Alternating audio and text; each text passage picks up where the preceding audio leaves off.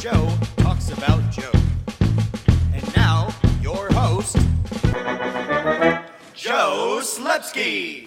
Hey everyone, welcome back to Joe on Joe. It's me, your host, Joe Slepsky, and we are back this week for an exciting episode of G.I. Joe, Real American Hero from the DIC episodes. Remember, this is the podcast, Joe on Joe, where we watch every single episode of a Real American Hero in sequential order, mystery, science style, talk over it. And this week, the only person I want to talk over this episode with is my friend. She's a very talented writer. She's a storyteller. She's a filmmaker. She works in screen and television. Her name is Wendy Wilkins. Wendy, welcome to Joe on Joe. Joe! Hi, Joe. Oh, my God. It's so good to see your face. Oh, my God. It is good to see your face because you've just been in Chicago. You've been working on the production end on the TV show The Chi. Yes, correct. It's the second season. Second season off Showtime. Yes. Awesome. Yeah, and it was fantastic. It was great to be back in Chicago. It was great to be back to get paid to work somewhere else. It's always great to be paid to be in Chicago. Yeah. That's always a great place. It was awesome. I went and did stand-up. I did improv. I made a whole batch of friends. Ate a lot of pizza. Not deep dish, oddly enough. I'm not a fan, but they have so much other pizza there. It's great. That was my former code name on the show, Deep Dish, and so I got to say thank you for not eating deep dish. I appreciate it. But did you have any Old Style, which is my new code name? Well, what do you consider Old Style? It's the beer Old Style. Oh, I did not. I'm not a beer connoisseur. Oh, okay. I'm more of a girl drunk. Oh yeah, that's good. That's a good drunk. My favorite Kids in the Hall sketch, by far. Well, you mentioned Kids in the Hall. So when I met you, one of the very first things I learned about you, which immediately endeared me to you, is you worked on Mr. Show. I did all 4 seasons of that show. Mr. Show is just brilliant. What did you do on Mr. Show? You PA work? I had nothing to do with the brilliance. Oh, yes, you did, though. Everyone helps row in the right direction. Yeah, well, it's that kind of production where you end up doing like 8 different jobs. So I was the assistant to the exec producer, who was the director. So I was the director's assistant. I was the office coordinator. I was the audience coordinator. I also was a talent coordinator. So like whatever needed to get done, I basically did it. And without all that, the show doesn't get made. You know that, right? I understand. I that. completely understand that. I didn't say you wrote it. No, I know. I'm saying you absolutely, and that is such a seminal show for people who love comedy, first of all. Yes. And just love smart things. Yes. I think absolutely. It's funny. They I think it was Rolling Stone who did like a ranking of the best sketches from Mr. Show. Yeah. And I completely agreed with every one of them. Like exactly, because I used to have to back in the day before the internet. They would be like, "Hey, we need to give Ween or what is that band?"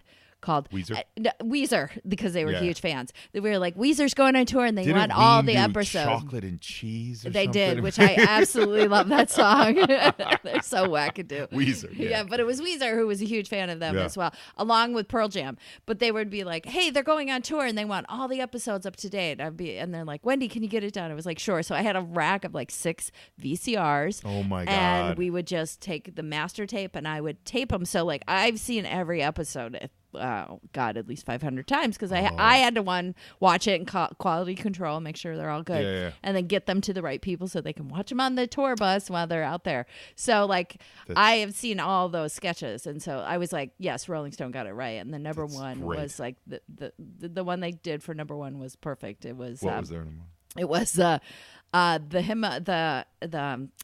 Everest hiker. James, when he comes home. Yeah, and he comes home and he's telling the tale of Yes, hiking yeah, up, and he and ends he up keeps falling falling on into the everything. wall Yes, of yes, thimbles. That's Jay Johnston's brilliance. He was such a great physical guy. Like, I mean, it is like the best one. Yeah. There's my favorite like one line joke to just throw out with as a non sequitur. I can't actually say on the show because we don't use foul language on Joe, but it's that's good to know because I might have done that. I forgot to tell you that. It's Old Ironsides. Oh yeah. So there, it's just so great. I learned a lot. It was a great experience. I'll bet, and I think that speaks for me, that speaks to your versatility as a creative person. Oh, thank you. Because you are a very talented writer. You've got a couple projects that have been recently awarded, right? You won your script, the script titled Where the Men Are. You won like the best comedy script for the Creative World Award. Yes, that just happened in November. It was awesome. It was super exciting. The script's had a life for the last 5 years. I made the top 10 of Scriptapalooza.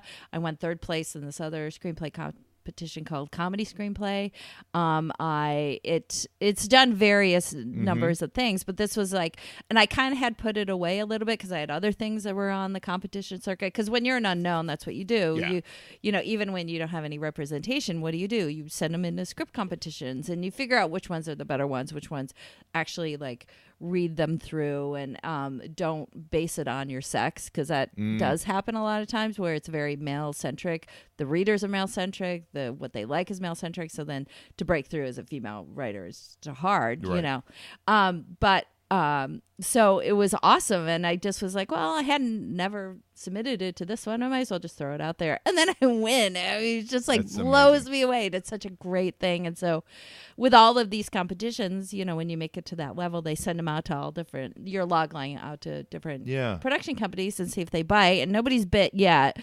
But it's fresh. It's out and there. Two, it's still out there. And Yeah, that's completely. That's an absolute accomplishment. And it still has legs after 5 years. It's like, yeah, that means that there's some validity to Yeah, this there's- script. And it's a road picture comedy. It's an homage to the 1960s fantastic film called Where the Boys Are that really set a lot of questions out into society about should women play house before marriage and all of that kind of stuff, and how women are viewed in our society.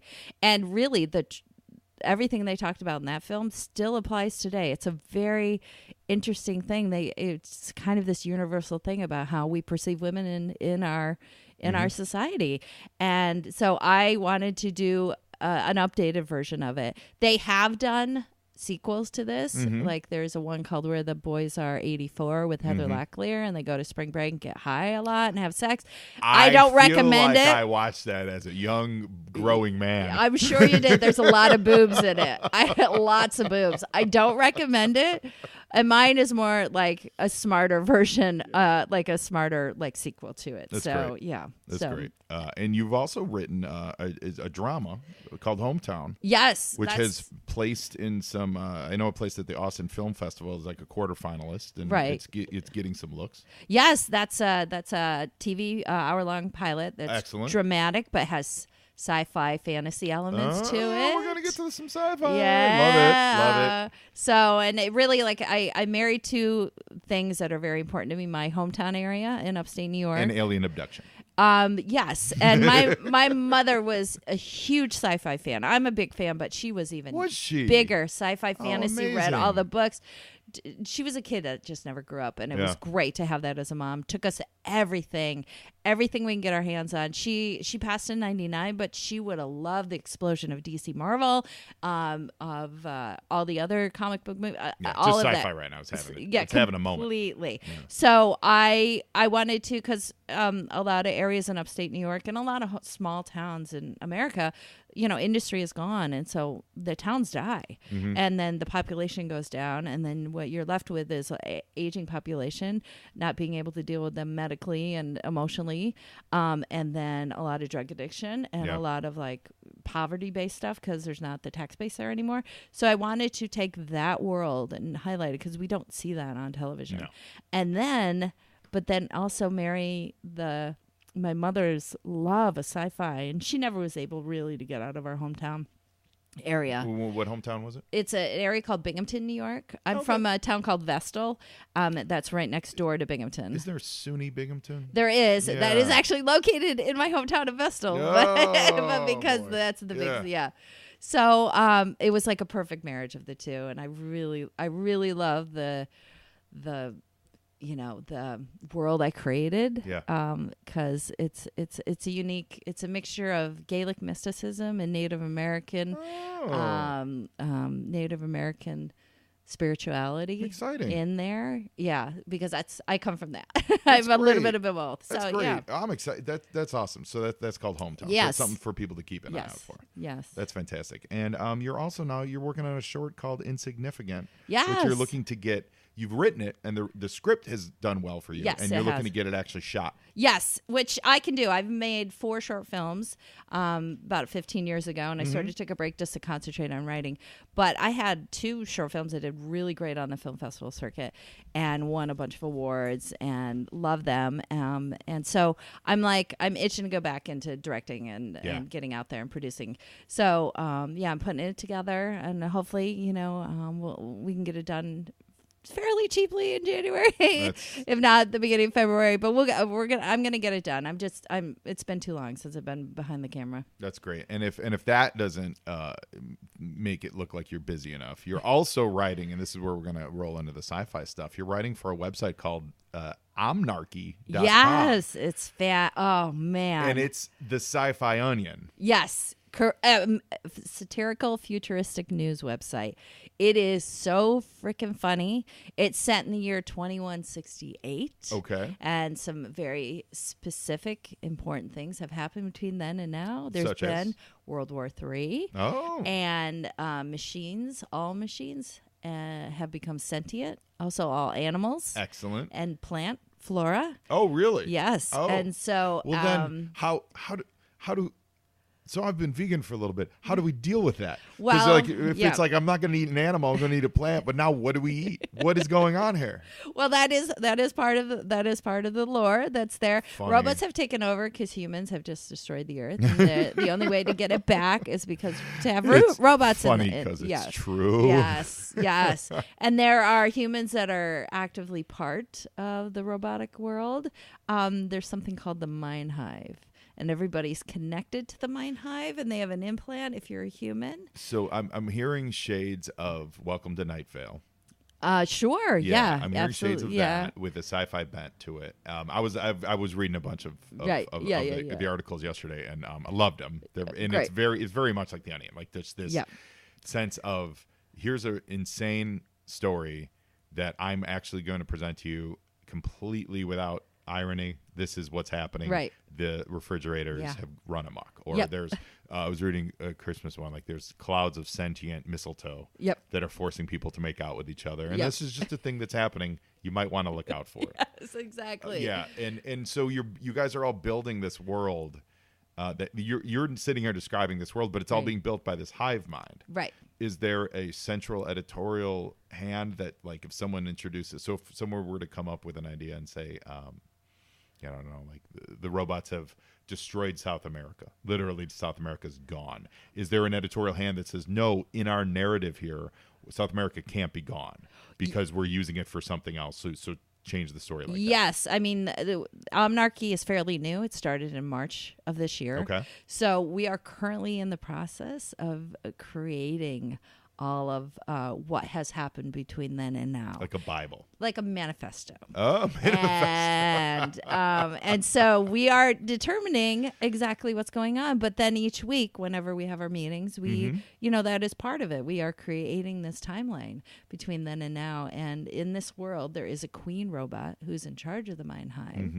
And she is the one that determines things. So there is someone in charge. Oh, that's great. And we're part of what's wonderful about this is that we are creating a world that could happen in the future. And every time we create something, there's a news report about somebody else it's happened. Like it really has happened. So we're like, this is an outrageous idea, and then it actually comes true. It's really incredible. That's really funny. So everyone go to on the web, go to omnarchy.com, omnarchy.com. Check that out. While you're on the web, check out Wendy on Instagram at Wendy Jean with Jean, and on Twitter, check her out at Wendy Loves Chewy, like Chewbacca, but spelled wrong. Yes, it was 2008. I think I did it wrong. Whatever. Chewy as in a delicious cookie. Yes.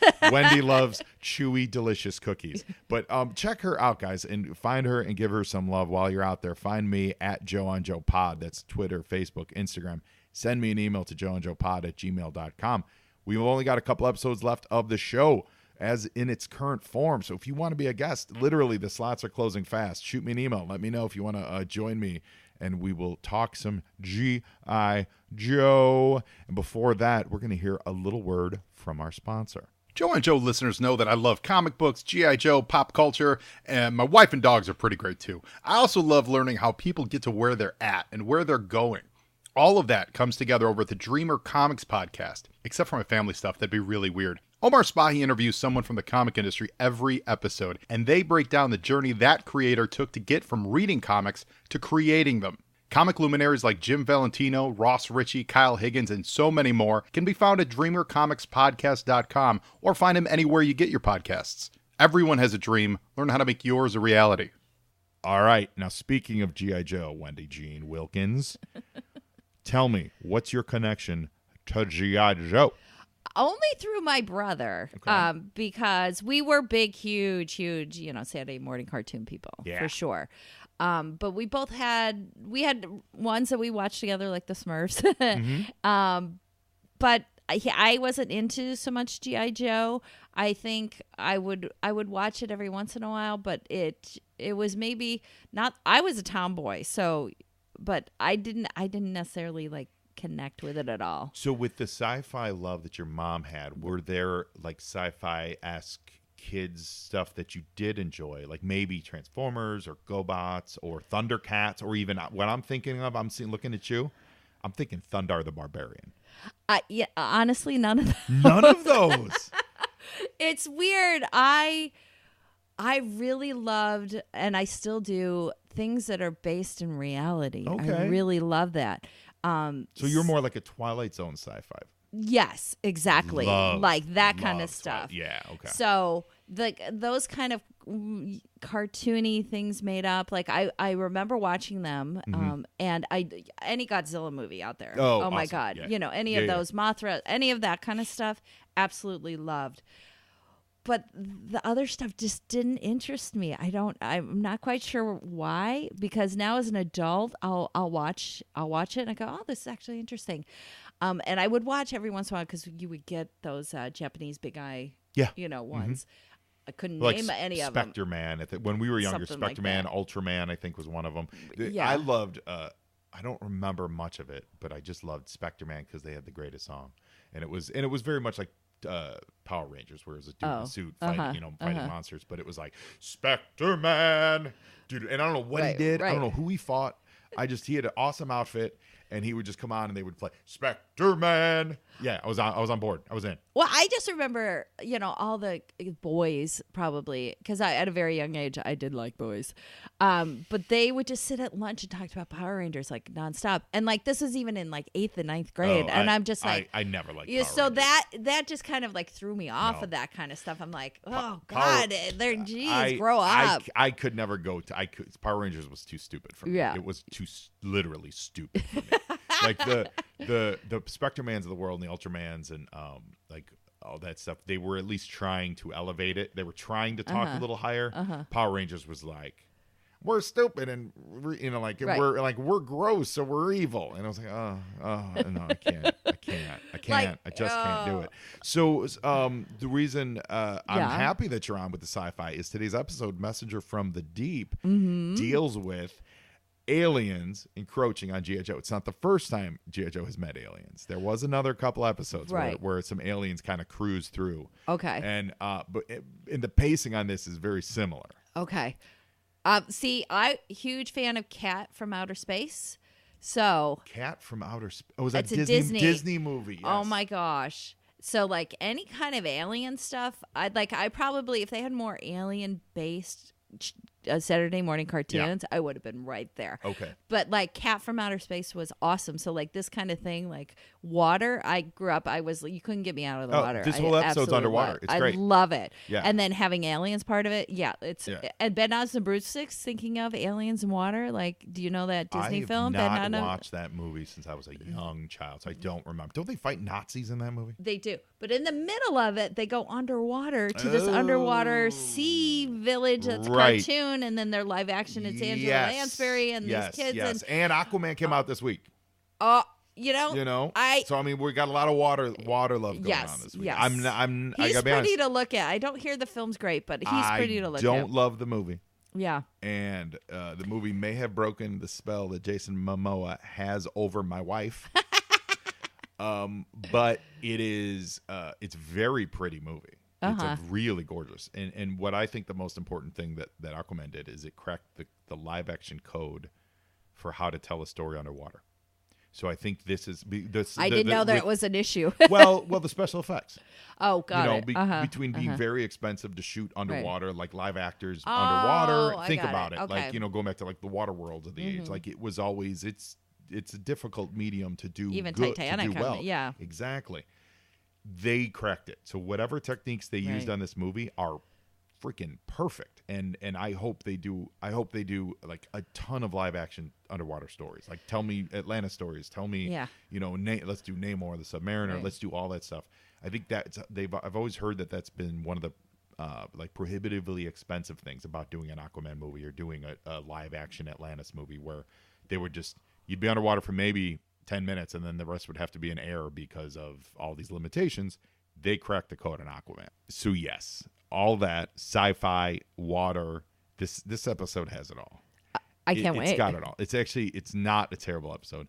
Just reference for you. This is these are the episodes that are considered not as good as some of the earlier episodes of G.I. Joe. Oh, kind of getting to the tail end. So that's fine. So the worse the better for me. Yeah, there's some awkwardness with this stuff. So I hope you bear with me. But in general, I enjoyed this episode. I think there's just some issues, some excitement issues. I think that we could have addressed in the writers' room. Oh my God! Did you ever see In Like Flint? That series with James Coburn? Yeah, James Coburn, yes. Oh my God. It's if anybody doesn't know out there, it is a parody of the James Bond movies. And it is so fantastic. And I remember seeing them and being like, I got comedy real young when I was a kid. Like I got sarcasm and parody very young. And so like I would see this and my brother and I would roll laughing. It was so much fun to watch him walk out of the water and just like the most absurd stuff. So So you're okay with absurd? Absurd and water. I'm great with both of them. Well, you know what? With that, I don't know what we're waiting for. So what are we waiting for? Tickets? Bring it on, baby. All right. So everyone get your DVDs ready. It's season 2, disc 2 from the DIC collection, and we're watching Messenger from the Deep, and here we go. So, again, and I say this every episode, but I repeat that I say this every episode, but they start with cold opens on cartoons, which is really weird. Normally, cartoons start with theme songs, right? I love it. Isn't it great? Fantastic. Yeah, it's a great addition. So, Flint is that's like cool. the one scene above water, and the rest of it, we're all underwater. And look at this amazing underwater city they find. Oh. It's sort of like Journey to the Center of the Earth. Very much so. And also the one where they go into the body. What's that one? Oh, Fantastic Voyage. Yes. Also Inner Space. Yes. Inner Space is amazing. Oh, yeah. I think those are jet skis of the early. Those are G.I. Joe underwater jet skis. Well, it's funny. They're not. By the way, how could you have lasers underwater? But like that's another thing. Like that's a SpongeBob question. I mean, in general, lasers in general, right? But this is a good. By the way, I like Wetsuit's outfit. This is like V2 wetsuit. It's pretty hot. I like the black and yellow. It's a good look. Yeah, it's not connected though. So like his. He's got the mask thing, but then but the mask there's no tubing. Right. So one of the errant shots from these eels that are attacking Wetsuit is, and they found the city. That's his name is Wetsuit in the black. Yeah. Okay. Yeah. One of the errant shots from the eels hit this wall, and it kind of like activated a power source, and from that power source comes this giant electrified eel now that starts a real eel that starts chasing the cobra eels and Wetsuit. Well, I feel like in my hometown, which is full of IBM industrial waste, is like this is probably a pretty real thing that could happen. Average eel, it could happen. Everyday run-of-the-mill eel, yeah. No, the thing that I noticed immediately, because the Joes, those aren't the sleds they're on, the underwater scooters, yeah. They're not real toys. So I don't think they necessarily fit the Joe aesthetic here. Oh, like they didn't manufacture these to sell to kids? You No, would think like that they the would. Joes didn't. Most of the stuff they did, but in this case, the Joes didn't have a submarine, and they didn't have like a submersible thing like that. That would have been like such a great opportunity. Kids would have been in the bathtub with it. Well, they did have a lot of water toys. They had a killer whale, they had a shark, they had all that stuff. But sometimes on the show, they need specific things, like in this case, an actual submarine, and they just never made a Joe submarine. They never made a Joe undersea skiff. Well, that's an opportunity missed. It is. But whenever they do that, I think it always looks a little weird. Like it doesn't. I don't know if it's just because I'm used to seeing stuff that I've already seen, or it's just the design of it it's not the toy designers that were doing it. You know what I mean? These are the cartoon. Is where I'm going with it. Yeah. The cartoon animators are saying we need a sky sled, so we're going to use our design sensibilities to make this sea skiff thing. Versus the toys designers would come in and go, oh no, it needs to look a little bit more like this. And that's and it's always the case. And for both Joe and Cobra, whenever there's a toy that's not a vehicle, that's not a toy, there's always a slight, subtle design difference. And I wonder if any of our listeners have noticed that too. And it doesn't mean it's bad. It just means it always just seems a little out of place. You would think by now, do they still do that? You would think, like, No. if you're going to create a show where toys are going to come out, in the process of designing So this the is cartoon, from they the should written by have Marv a toy. Wolfman and Noel Watkins. Who are those? Oh, Who are well, they? Marv Wolfman's an amazing comic book creator. Oh, okay, Yeah. great. Yeah, Noel I'm not actually comfortable with. But you're saying you would Like, think you there would would be think- some synergy there. Yes, you would have a joint kind of effort. Like, hey, we're creating this. Let's talk to the engineer that could actually make it, Yeah. and then they could actually come out with a cool Toy. I mean, I think one of the things is just you get into the production and you're like, hey, this episode happens to have a helicopter that we need, and they don't know if it's going to succeed, and toys are down the So they line. just I need get to it. I design get it. And then it ends up looking a little bit off. So Yeah. now Scarlett's one of the crew that's going. Oh, down. I love that there's a tank at the bottom of the sea. It's at the bottom of the sea, and it's driving on the bottom of the sea. That is not How gravity works. how gravity works. It's not. It doesn't make any sense. It would take forever. Right. You crawl the bottom of the sea when you're looking for something, not when you're trying to get somewhere. Cobra that's Commander like the and Destro least, would take. Yes. the least fast form of There's no transportation. roads. There's no paths. Wouldn't it be great if all of a sudden there was like a stop sign or like a sign that says to Cleveland? Where they you just know, run like, into SpongeBob SquarePants and his crew, and they're like, "Hold on a But like second." there's like codes Yeah. and street signs somewhere. I yeah. gotta say, I love the red and white outfits that Cobra Commander and Destro rock in this. Like that Oh, was the- yeah, the- that yeah, was like that was yeah. their like scuba gear they were wearing. Is that That's does not that a go? toy. But does that go with the uniforms that they wear on land? No, that's what I'm saying. Yeah, Oh. it's a new look for them. It's still for them from the head up. This is pretty diverse. They have a lady. They have a black guy. They have 100%. G.I. Joe's always been diverse from episode one. That They is great. Always have a strong female representation and always have a lot of minority representation. right. The Cobras do not have minority representation, and that was done on purpose. The creators have said that was Right. one of the things. They didn't want to portray African Americans as bad guys. There are no bad black Cobras. Good. Like there was one episode where it was a Cobra soldier that turned bad, and that was it. But they never made a toy out of him. Right. It is notable because there is one episode where they did it By because they the- didn't want yeah. to show Right. people minorities in that bad light. And by the way, when you're a kid, you don't notice that stuff. We're No. adults, we're noticing it, but Right. we don't notice that stuff. And Yeah. that is so important, It is. man. These guys. And they didn't preach about it. And No. and now this, we'll say the DSE stuff, because the shows feature the toys that were at the time, and during this time, which is like 91, 92, 93, there weren't very many women in the toy line. They were phasing them out. It was 1 year that was just all They're dudes. still doing it. Yeah, I know, but this was the my height God, of it this drives was me this was like the height nuts. of it really being Right. like only boys sell. So these shows, there were a few of these shows that didn't have any women on them. Right. But Scarlett, she's an OG, so whenever she shows up, it's always good. That, you know what, as a kid, that might have been a reason why I wasn't attracted to this, is because they didn't have toys that I would have been attracted to, like a female Yeah. Well, it was team member it and was that kind of very- stuff. It was very much boys' toys and girls' It's toys. still- it's was, still I mean, it that. still is, but it's Yeah. now I think you get more things that are mutual, like Well, there's Adventure finally, Time, yeah. Steven Universe.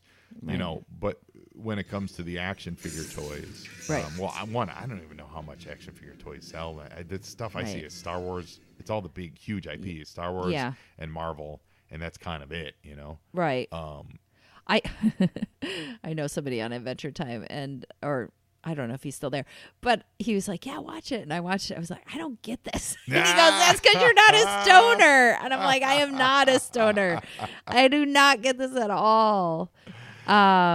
But I have another friend, Mike Mayfield, who's a director on Mr. Pickles and a bunch of other things. He's just fantastic. And so he's just like a wealth of information. So if I ever need I need to ask any questions, I just ask him. That's awesome. Yeah. So the Joes, Cobra has caught up to where the Joes are. Now they found this hidden city. Okay. And so what we're really engaging in is just a traditional battle. You know, there's nothing special about this battle. Right. It's just Cobra's fighting G.I. Joe. Is this happens a lot, right? It happens quite a bit. And this is one of the things that's, like, for me, doesn't make this show pop. Is that what attracted you to the G.I. Joe to begin with? Is these kind of battles that you might have out in the backyard with your friends or in the street? Well, like, yes, that, but more of I think the diversity of characters. I like that. Even as a kid. Yeah, but not in a, like a socially diverse way. I mean, like more in a, there's so many characters to learn about. It fascinated me. Like I loved reading the file cards. I loved learning about these characters. I didn't really care whatever. Did you love that they were beating up bad guys? Is that, I don't know, is that inherent in all kids? Like we like that idea? I liked that they were doing good, yeah. I mean, I definitely identified with G.I. Joe, but I mean, sure, I know there's dudes that always identified more with the Cobra side of it, but that wasn't me. I mean, I definitely liked G.I. Joe more. I had a lot more G.I. Joe toys and figures than I did Cobra. But here's Cobra's looting this undersea place. Is it gems? Yes. Ooh, and the gems give power or something along that lines? Yeah, I think they use them. They use them either for value or for power. That was weird. So this eel that's been swimming around, just made Split a dude disappear. Ooh. Yeah. And then here we go, split into two eels. Yep. Yeah, now there's 4. Okay. Now the guys in red are Cobras, right? Yeah. So that's Cobra Those are Commander. the bad guys. Cobra Commander is the leader. I've heard the Cobra Commander name throughout my whole life. Never knew who he was, and now I have. Now you do. now you do. But this is not. I will say this: he doesn't normally look like that. I mean, this is them in their underwater. Well, he's a pretty good. Maybe he was an Olympic swimmer as a kid. Swimmer. He's really He's good. an amazing swimmer. He's just fantastic. But yeah, you know the voice. You've heard the voice. Yeah. Chris Latta, the same guy who did Starscream on Transformers. And now he gets molested by an octopus. Yeah, as should happen. And it just reminds me of the Japanese art. Oh yeah. Tentacle porn. Cobra Commander has a run-in. That is quite interesting art. If you ever get to see it, please check it out. Please avoid it. Yeah, please avoid it. No, I say check it out. At all costs. Check it out. So basically, we're going into a commercial break with more eels. Today's file card features on the G.I. Joe Laser Trooper, codenamed Sci-Fi. His file name is Seymour P. Fine. His primary military specialty is the infantry, and his secondary specialty is electronics. His birthplace, Geraldine, Montana. Sci-Fi lives in a slow-motion world. He takes everything real easy, and he's never in a hurry to get anywhere or do anything, but that's what it takes to be a laser rifleman. At a range of 2.5 miles, the impact spot of laser light will jump 100 feet for every 1,000th of an inch movement at the source. That spot has got to be held on target long enough to burn through that source, otherwise it's no more harmful than a warm breeze. Quote, when Sci-Fi braces his weapon and sights in on a target, he becomes a rock. No discernible movement of any kind, birds perch on top of his helmet. He transcends mere stillness to another plane of immobility. You don't even see the trigger finger move. It's like he wills that beam of light to stab the darkness. I always dug Sci-Fi, even though he was kind of the tip of the spear for that new neon-colored era of G.I. Joe, where things weren't as realistically flavored and a little more, in this case, literally sci-fi, pun intended. But I liked him, though. And as far as like laser troopers go, I know we had Flash, but Sci-Fi seemed to take that to another level because he had all the gear, right? So at least Flash looked like another soldier, and then he just happened to carry a laser rifle. Sci-Fi was like, no, I gotta have a whole outfit and in a jumpsuit and a helmet that's special and everything. However, Sci-Fi had a hose. That was very cool. He also had a great episode where his brother and he were at a, quote, sci-fi convention, which was also awesome. I like that little bit of character that they added to him. So I dig him a lot on the cartoon, and I really liked the toy as a kid. And so Seymour P. Fine, we salute you. I almost wish the old commercials So were on. It's all this eel attack. That's what Okay. this whole thing is. It's all about these eel attacks. Yeah. And we're almost halfway through the episode, and what bothers me is there's aliens. There's gonna be aliens in this episode. Let's get to the aliens. Yeah. Let's not just deal with an electrified eel that's seemingly sentient. Right. That's not interesting Yeah. enough for me. And I love Marv Wolfman. Marv Wolfman's written some of my favorite comic books. Right. Period. Dot. End of story. Right. He's a super nice dude. I've had a chance to meet him a few times out here. He's awesome. Marv, you missed the boat on this. Well, you said what years for this? 90? Oh, it's like 92, 93. Yeah, that's 92 is when I first moved to LA. So this Oh, was yeah? not on my queue to watch. Oh, yeah. But Yeah. but it could have been a year where like maybe there was some heavy partying going on, and he was just Well, like, Maybe. You know? I mean, maybe. At this point, his I'm speculating, his obviously, comic book but heyday would have been about 5 years earlier, and for the prior 10-year run. It's like Marv is the. You can't say he's the creator of the Teen Titans, but he created the new Teen Titans, which is the ones that really were popular with Starfire and Cyborg and Changeling and Robin and Raven. And that was the most popular DC comic throughout the entire 80s. He then wrote Crisis on Infinite Earths. He's written a ton of stuff, but those are his two big resume things. He walks in and says, "Hi, I created the new Teen Titans," and "Hi, I wrote Crisis on Infinite Earths," which completely changed the game at DC Comics. That's all you need to get in any door. And Yes, it should be, because he's Right. amazing. So now he took that, and that was 80 from like 1980 to like 1985, 86. So now he took that, and now he's parlaying that into Hollywood money. yeah, and I which could is see awesome. based on every other story out there about having success and moving on, you trade up. Yep. And he's he getting traded paid, up and to I a love paycheck. it. I love and it. yeah, and And I could it's see him trying. I could see him totally trying, but Yeah. I could also see him probably going not putting in enough effort and thought because he's got maybe a ton of other things going on, well, no. or maybe he's No, I'm going partying.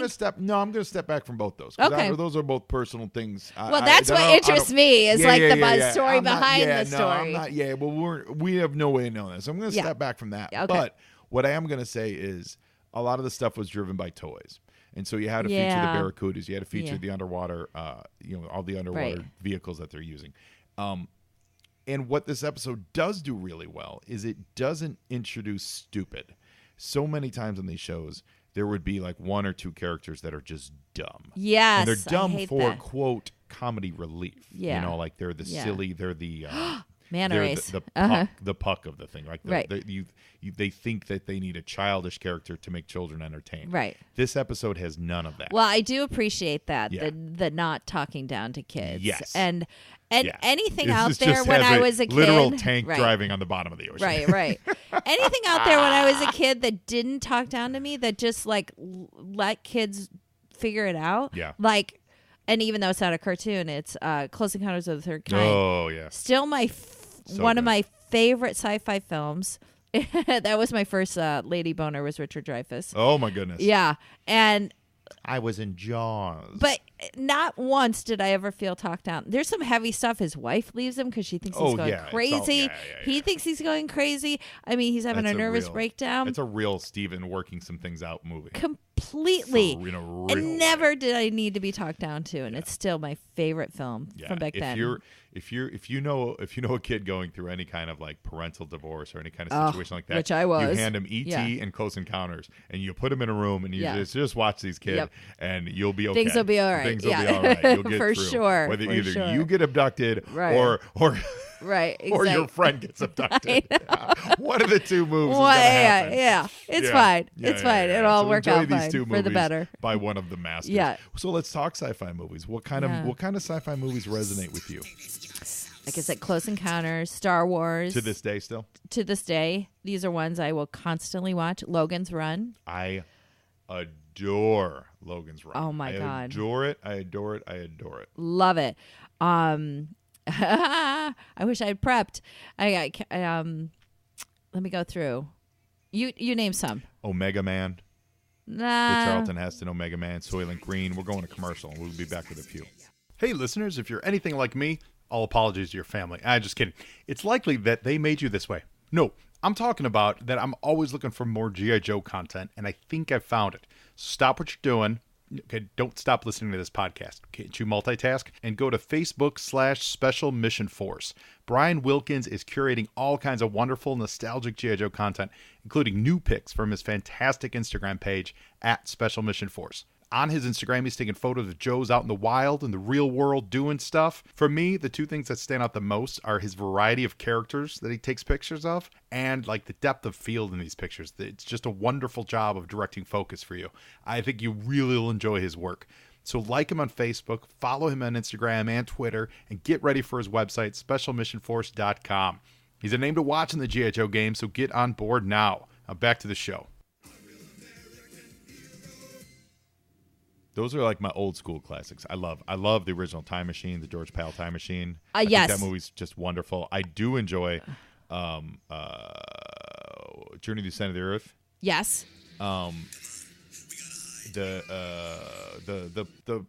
The one with Leslie Nielsen where they go to the other planet.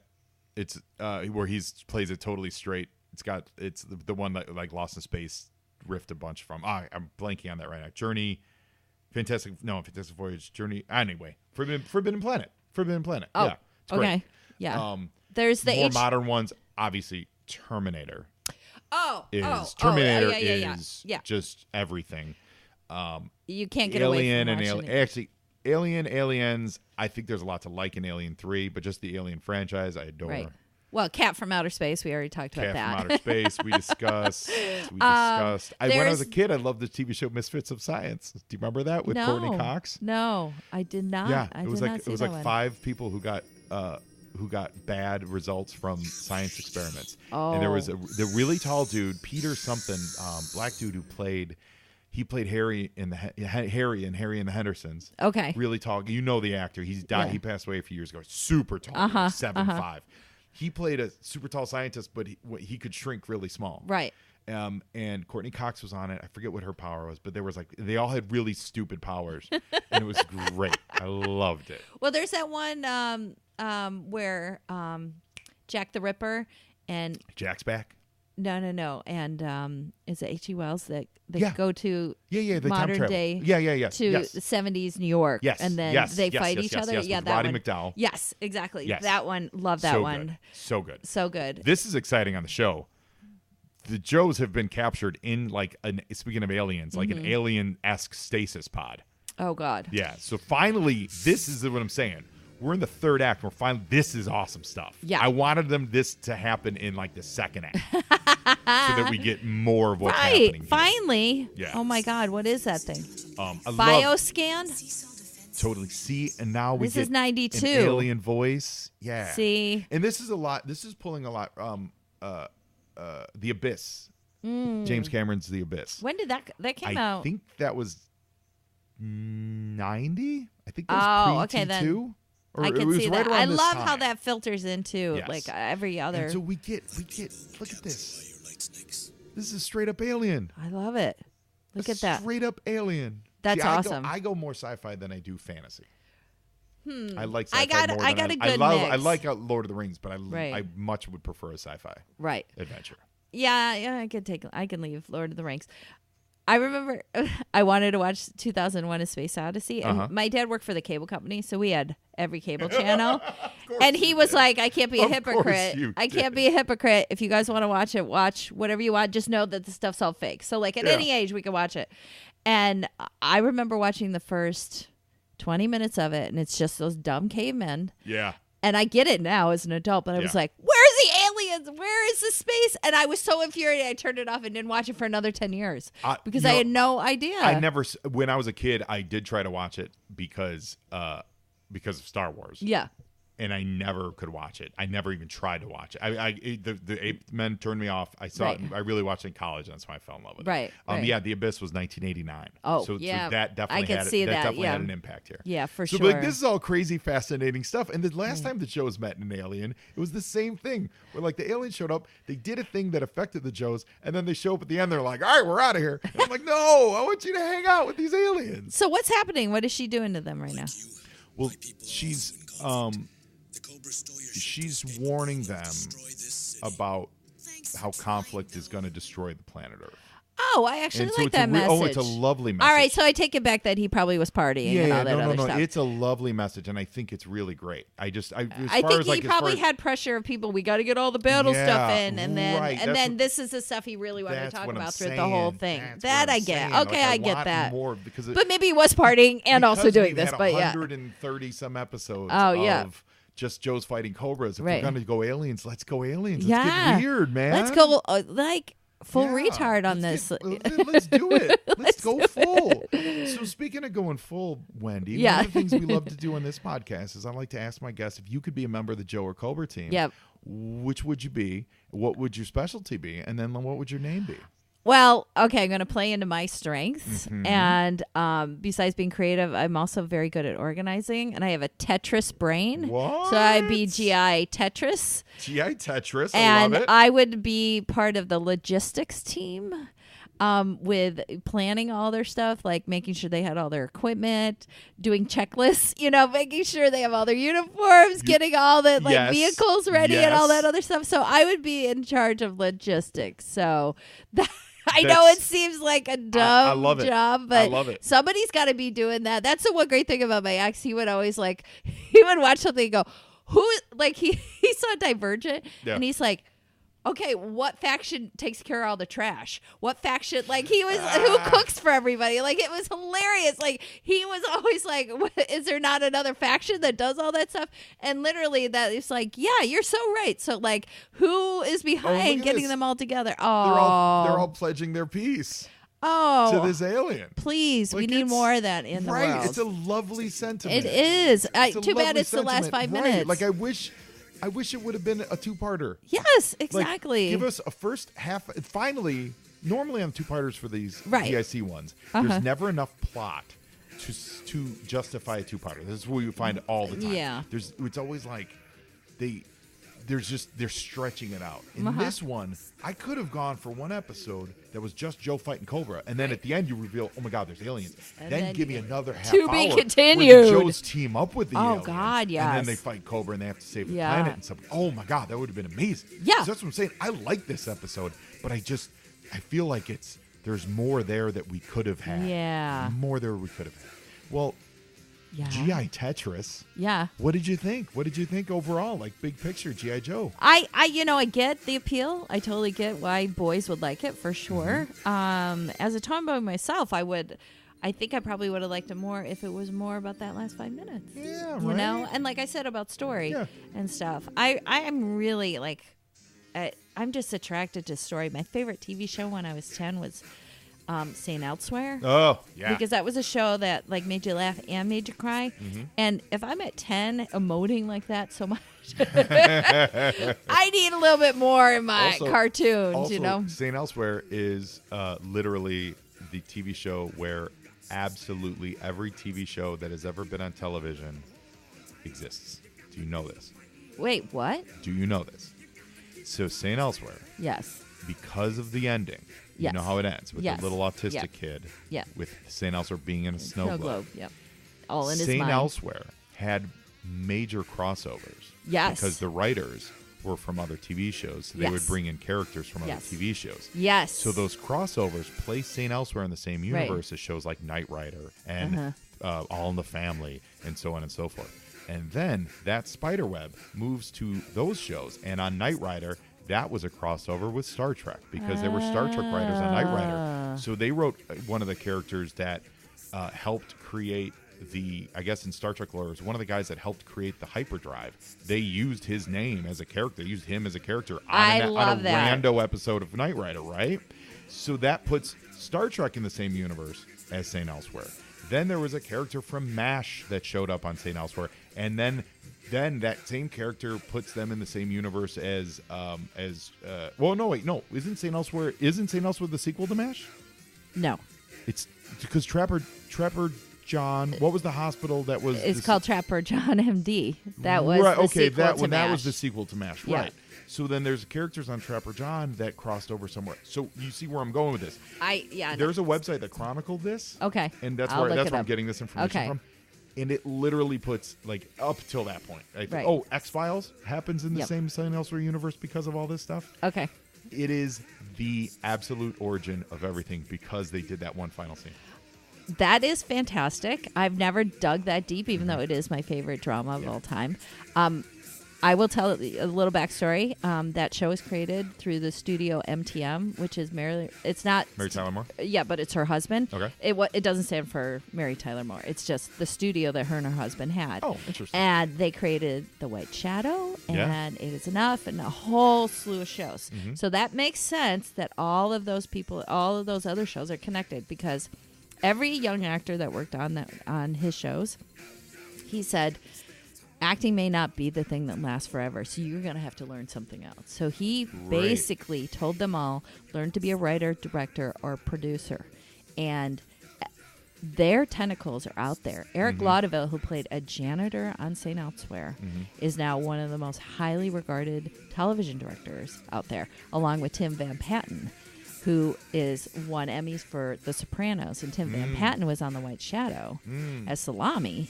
And my favorite episode of St. Elsewhere, Salami's in the episode, but he's playing this kind of drug-addicted guy who got his girlfriend pregnant, and she's going to have the kid in the hospital. And he kind of keeps going in and out. And Eric Laudeville's a janitor there. And another guy from The White Shadow shows up, and he sees Eric Laudeville, and he goes, hey, and he calls him by his name from...